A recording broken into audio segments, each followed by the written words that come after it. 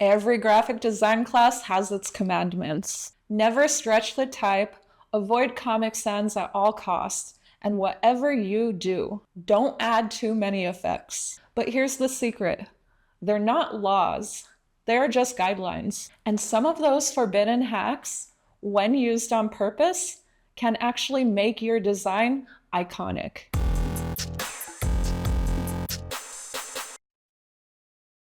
Today we are exploring the forbidden tricks of graphic design, the ones that you have been told to avoid that actually work. Okay, so here's the deal.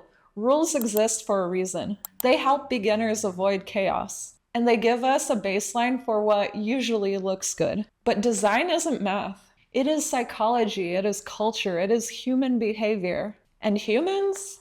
We don't always play by the rules. The trick to great design is knowing when to break them. When you break the rules by accident, then your design just looks messy. Break the rules on purpose, and suddenly your design feels bold, rebellious, and unforgettable. Rule number 1, never stretch the type. Every professor has drilled this one into us. But distortion, it isn't evil. It is just powerful. Our brains are wired to notice disruption. When everything on the page is neat and tidy, a stretched or warped headline instantly becomes the focal point. It tells the viewers, this is different, pay attention. The key is to use it in the right place. Don't stretch the body text or else you'll lose legibility. But if you stretch a single headline, or distort a brand's name to reflect a theme, then it becomes art, not a mistake. Hack number 2, ugly fonts. Next rule, avoid ugly fonts like Comic Sans or Papyrus. They are the butt of design jokes everywhere.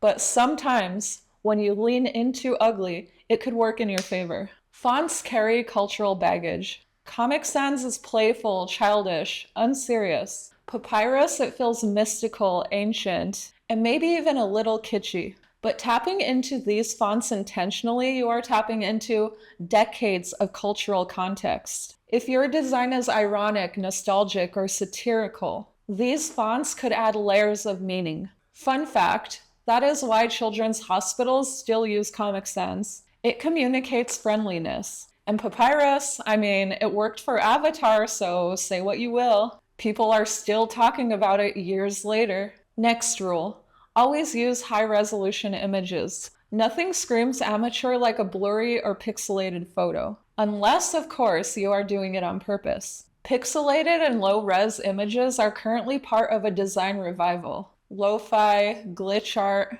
early web graphics, VHS filters, they all use imperfection as a feature. It sparks nostalgia for the 80s, the 90s, and even the early 2000s web culture. The psychology here? Pixelation slows down recognition. Our brains, they'll fill in the gaps, and it makes design feel more interactive. At that point, we're not just looking at it, we're engaging with it. And the next rule, keep your effects subtle. Minimalism has reigned supreme for years, but lately, dramatic effects are making a comeback. Drop shadows that look so big that it looks like stage lights. Neon glows that feel like they're straight out of an early 2000s MySpace page. Overlays that are way too extra. When used with intent, these create bold, in-your-face visuals. They break through a sea of flat designs. It's not about hiding mistakes with effects, it's about owning them, exaggerating them, and making it your style. One practical tip, pick one effect and really commit to it.